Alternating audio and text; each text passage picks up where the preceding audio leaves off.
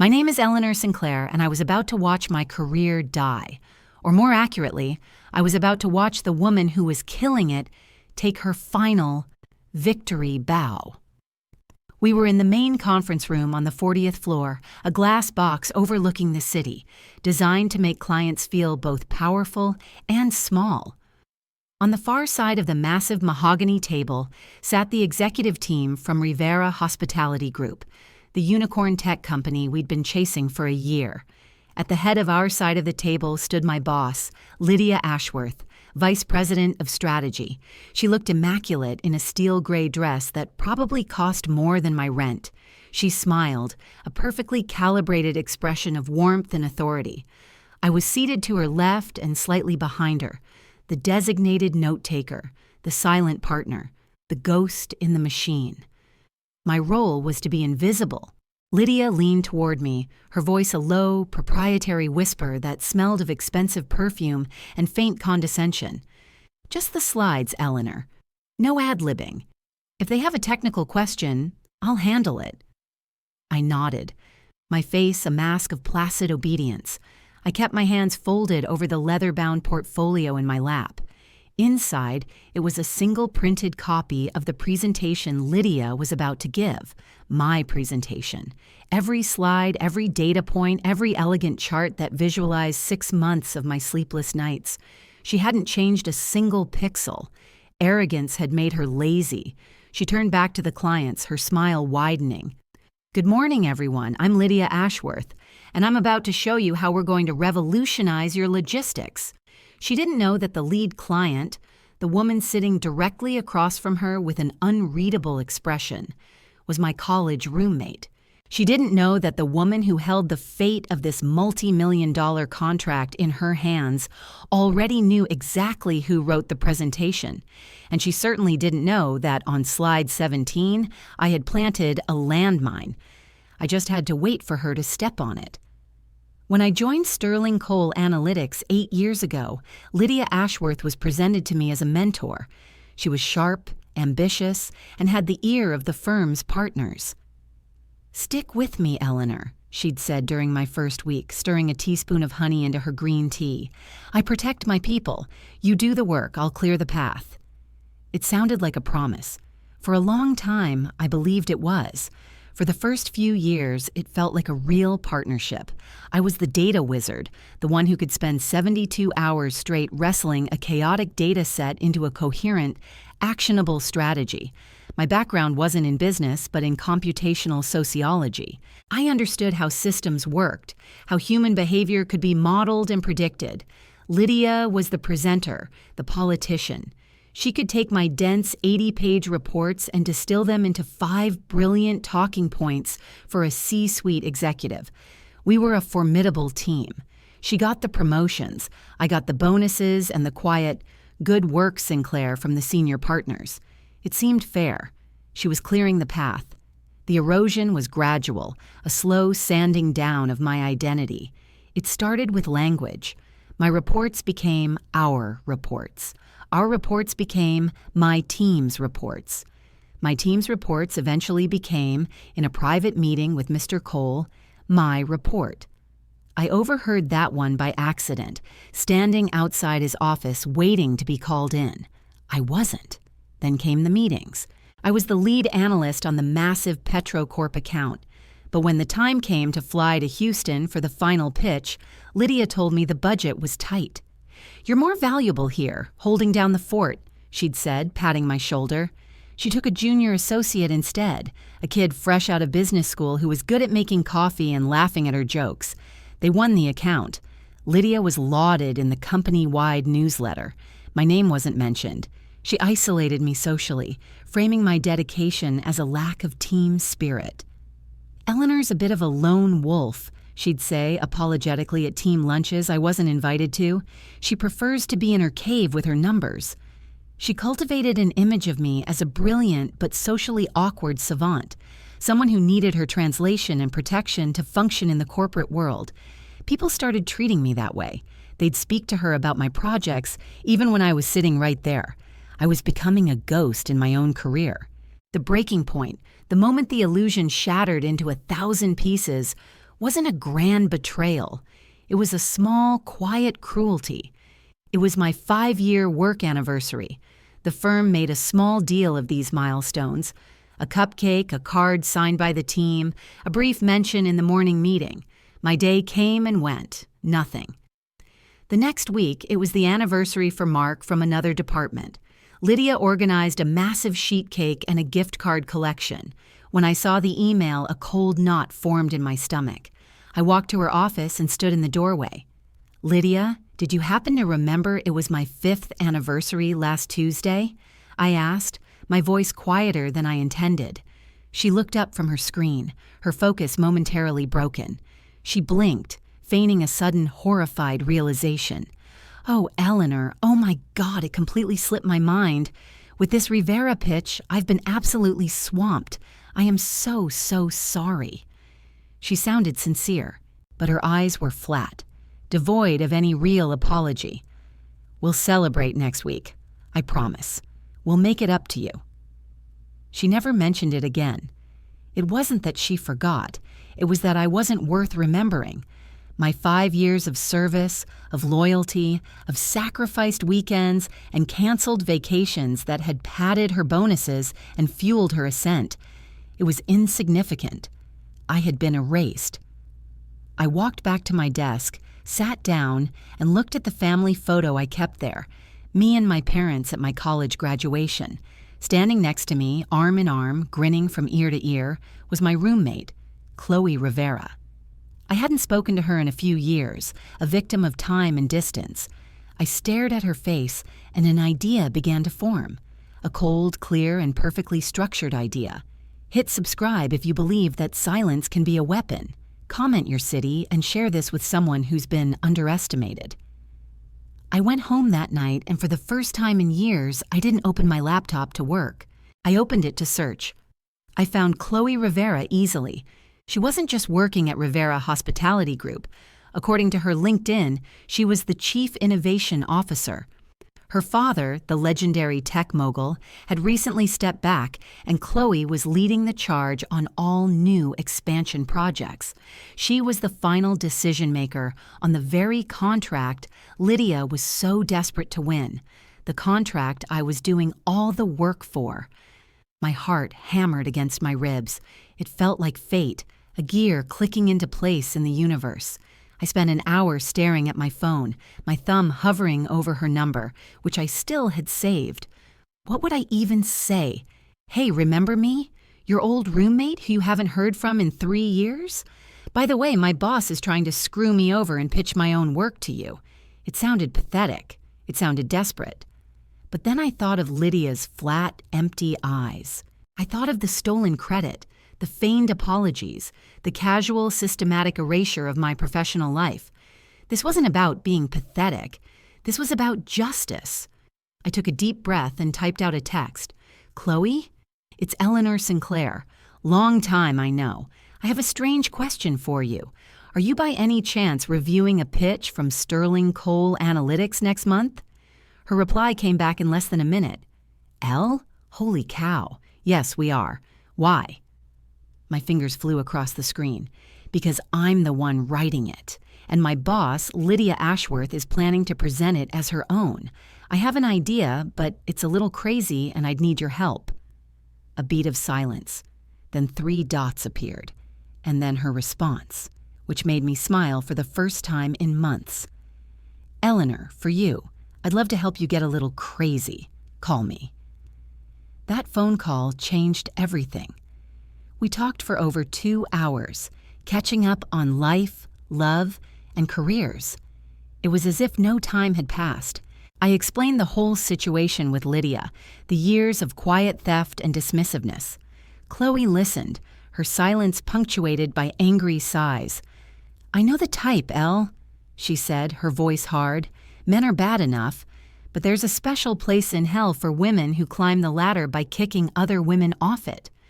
"I don't want to just expose her, Chloe," I said, the plan solidifying in my mind as I spoke. "I want her to do it to herself, in front of everyone. I want her to walk into the trap with complete confidence." "Okay," Chloe said, a smile in her voice. "I'm your Trojan horse. What's the plan?" My hidden skill, the one Lydia never bothered to understand, was my academic background in predictive modeling based on network theory. It was complex, esoteric stuff that I'd simplified for corporate consumption. Lydia knew the buzzwords, but she didn't understand the deep mechanics, the mathematical architecture that held it all together. She couldn't explain the why behind the data, only the what, and Chloe knew it. She knew because we had co-authored a paper on it our senior year, a paper that won us a university prize. The investigation phase was my double life. By day, I was the meek, diligent Eleanor, building the Rivera presentation and handing over drafts to Lydia for her review. She'd make a few superficial changes, a different font here, a rephrased bullet point there, and email it back with a note saying, "Some thoughts to sharpen the narrative." It was her way of leaving fingerprints on my work. By night, I was a strategist, working with Chloe over encrypted chat. We meticulously planned the execution. The core of my presentation was a proprietary analysis model I'd built that could predict consumer travel trends with uncanny accuracy. This was the crown jewel, the thing that would win us the contract. I built the public-facing version for Lydia, the one that was impressive but superficial. But I also built a back end, a deeper layer of the model with far more granular and powerful data. And then I created Slide 17. It looked like any other slide, a dense chart showing projected market penetration in emerging territories. But woven into the data visualization were subtle markers, digital watermarks that only Chloe would recognize. The color palette for the chart was based on a hideous sweater she wore constantly in our sophomore year. The x-axis was calibrated in a logarithmic scale based on a formula from our old professor, Dr. Albright, a man she adored. And one data point, an outlier showing a surprising dip in a specific region, was labeled with the code Project Sundial. Sundial was the code name for the project we'd almost started together after graduation, a dream we'd had of building our own consultancy. It was a ghost, a remnant of a path not taken. It was a question only I could answer. If you're enjoying this story, hit that hype button right now. It's free, takes a second, and helps this video reach more people who need to see it. Now back to the story. The weeks leading up to the presentation were a masterclass in psychological tension. I had to play the part of the beaten-down subordinate perfectly. I had to be helpful, but not so helpful that Lydia grew suspicious. I was her co-pilot, navigating her toward the iceberg I had built just for her. I'd sit in her office as she practiced her pitch, clicking through my slides. "This is brilliant, Eleanor," she'd say, not looking at me but at her own reflection in the dark monitor. "Really top-notch. It's almost there." She saw me as an extension of her own mind, a tool. It never occurred to her that the tool might have its own intentions. The closest call came a week before the meeting. Lydia was rehearsing in the empty boardroom, and I was running the slides. We got to Slide 17. She squinted at the screen. "This outlier," she said, pointing to the Project Sundial data point. "What's the story there? It looks a little anomalous." My blood ran cold. My heart felt like it was trying to beat its way out of my chest. I had a pre-written explanation for this, a plausible but boring technical reason. I took a slow breath, channeling the calm, deferential persona I had perfected. "It's a statistical artifact from the raw data import," I said smoothly. "A data cleansing error I corrected in the underlying model. But the visualization pull is a bit sticky. It doesn't affect the overall conclusion.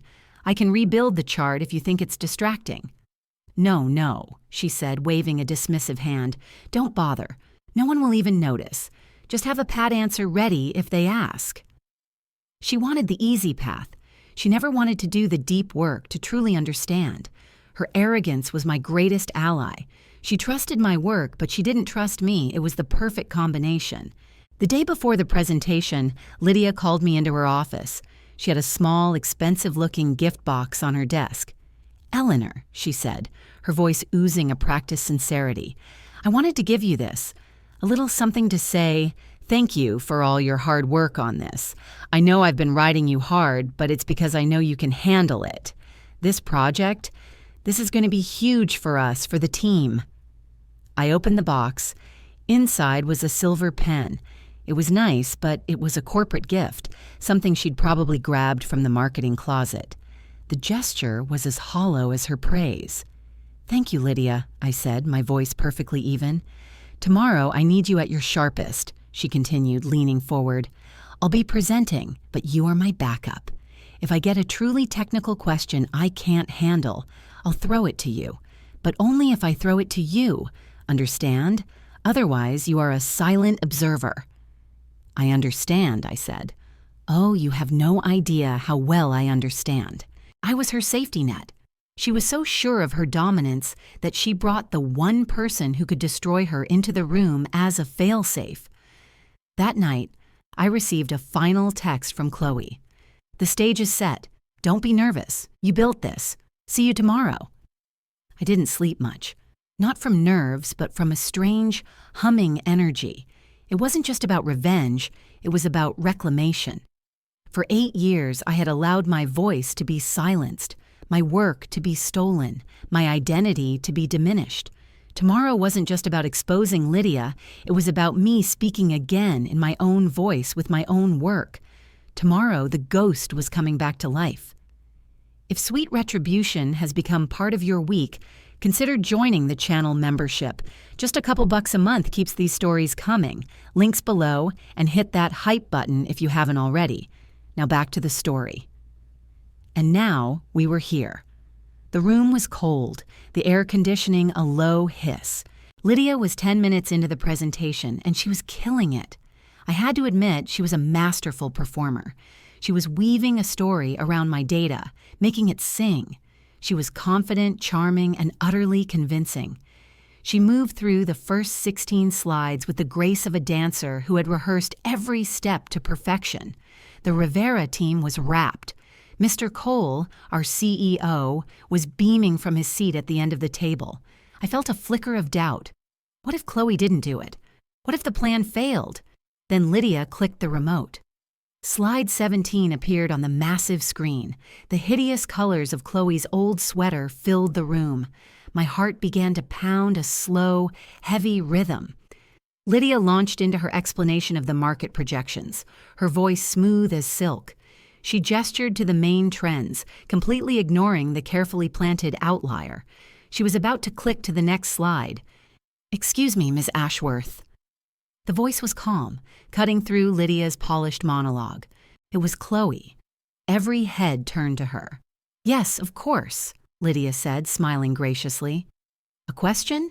"I do," Chloe said, leaning forward. She pointed a sleek silver pen of her own at the screen.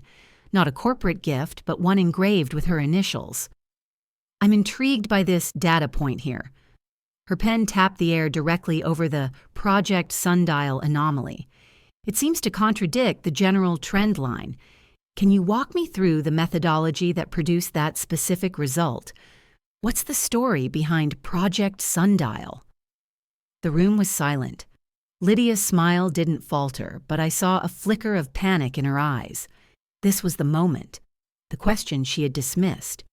"An excellent question," Lydia said, her voice a little too bright. She glanced at me for a split second, a silent command to be ready, before turning back to Chloe. "That's a minor artifact from the data cleansing process, a statistical ghost. It's not material to the overall findings, which are, as you can see, exceptionally robust." She tried to wave it away, to dismiss it as unimportant. Chloe didn't blink. She didn't look at me. She kept her eyes locked on Lydia. "With respect, Ms. Ashworth, we don't believe in statistical ghosts at Rivera. Every data point tells a story.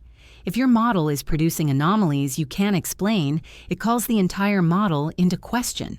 So I'll ask again. Can you explain the specific inputs and weighting that led to the Project Sundial result?" Lydia's composure finally began to crack. The confident smile tightened at the edges. She cleared her throat. "As I said, it's a highly technical... It's a remnant of the initial raw data set." She was floundering, stringing together buzzwords that meant nothing. She was a performer who had forgotten her lines because she'd never bothered to read the script. Mr. Cole was starting to look concerned. The other Rivera executives were whispering to each other. The air in the room grew thick with tension. Lydia was drowning in plain sight. After a painful 30-second silence, she played her final card. She turned to me, her expression a mixture of fury and desperation. "Perhaps my lead analyst, Eleanor, can shed some light on this minor technical query," she said, her voice dripping with condescension, framing me as the nerdy subordinate responsible for the hiccup. It was the moment I had waited for. I looked from Lydia to Chloe. Chloe gave a tiny, almost imperceptible nod. I stood up. I felt a strange sense of calm settle over me. "I can. Thank you, Lydia," I said, my voice clear and steady. I walked to the front of the room, took the remote from her numb fingers, and turned to the screen. "Project Sundial isn't a data error," I began, my voice resonating with an authority no one in that room had ever heard from me before. "It's a simulation. It's a predictive model I built based on network analysis principles, first outlined in a paper I co-authored in college." I looked directly at Chloe. "A paper called Temporal Patterns in Discretionary Social Networks." Chloe smiled, a slow, brilliant smile. "I remember that paper," she said, her voice carrying across the silent room. "We got an A-. Dr. Albright said our methodology was groundbreaking, but our conclusion was a bit cheeky." The blood drained from Lydia's face. Mr. Cole was staring, his mouth slightly agape, looking back and forth between me and Chloe. Chloe stood up and addressed the room. "Lydia, I don't think you were properly introduced. This is Eleanor Sinclair. We were roommates for 4 years at Stanford. We built the prototype for this exact analysis model in our dorm room with 3 textbooks and about 5 gallons of cheap coffee. It seems she's the only one in this room who can actually explain her own work." She turned to me. "Eleanor, why don't you take us through the real model, the one behind the curtain?" It was a perfect, elegant kill. Lydia just stood there, frozen as I clicked the remote. A hidden hyperlink on the Project Sundial data point opened up the back end of the model, a breathtakingly complex and powerful interface that I had designed. It was a universe of data that Lydia didn't even know existed. For the next 20 minutes, I didn't just give a presentation. I held a master class. I answered every question with a depth and passion that Lydia could never fake. I wasn't a ghost anymore. I was the entire machine. When I finished, the room was silent for a moment, and then Chloe began to clap. Her team joined in, followed by a few hesitant people from my own side. Lydia Ashworth just stood there, a statue of humiliation. Her meticulously constructed world had been dismantled in front of her peers and the biggest client of her career. She had walked onto the stage I built for her and performed her own execution. The immediate fallout was swift and brutal. The Rivera team politely but firmly ended the meeting, with Chloe saying they would be in touch with Mr. Cole to discuss a new potential partnership structure. As they filed out, Chloe squeezed my arm and whispered, "Dinner Thursday, my treat." The moment the door closed, Mr. Cole turned on Lydia. I didn't stay to watch the explosion. I simply picked up my portfolio, walked out of the conference room, and went back to my desk. I didn't have to hear the shouting. I could feel the shockwaves through the floor. An hour later, security guards were escorting a pale, tight-lipped Lydia from the building, a cardboard box in her arms. She didn't look at me as she passed my desk. She couldn't. The next morning, Mr. Cole called me into his office. He looked tired but also impressed. He apologized profusely. He admitted he'd allowed Lydia to become the face of the department and had lost sight of who was actually driving the results. Then he made his offer. Lydia's job, Vice President of Strategy, a 30% raise, and a significant signing bonus, which he called a retention and correction bonus. "The Rivera contract is contingent on you leading the team, Eleanor," he said. "They were very clear about that. The job is yours. If you want it." I thought about it for a whole 5 seconds. I had spent years being the foundation for someone else's house. Now I was being handed the keys to my own. "I accept," I said. My first act as vice president was to promote 2 other analysts on my team, talented women whose work Lydia had also frequently taken credit for. I wanted to build a department based on collaboration and respect, not fear and theft. I was processing the whiplash of it all. It wasn't just triumph I felt. There was a strange grief, too. Grief for the years I had lost, for the trust I had so willingly given to someone who saw it only as a resource to be exploited. But the grief was a passing shadow. The sun was breaking through. Thank you for watching this story about a brilliant analyst and a boss who stole her work. Workplace exploitation and credit theft are serious issues that can destroy careers and confidence. Sometimes the strongest thing you can do is document the truth and wait for the right moment to reveal it. Your work has a voice, even if someone else is trying to speak for it. Subscribe to Sweet Retribution, hit that hype button to boost this video, and if you want to support what we do, the membership link is below.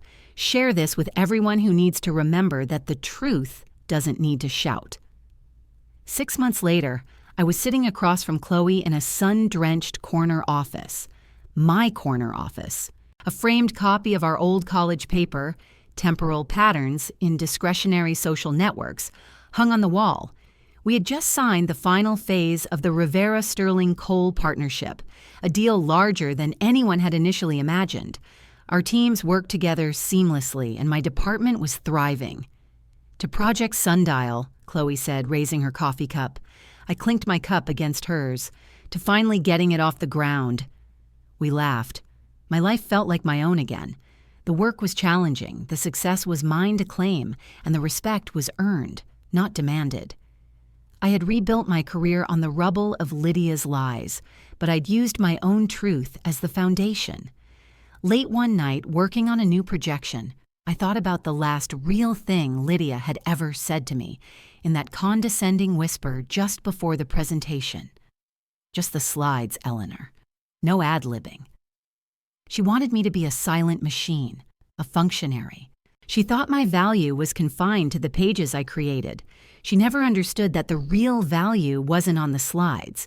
It was in the woman who made them. She was right in a way. I didn't ad-lib.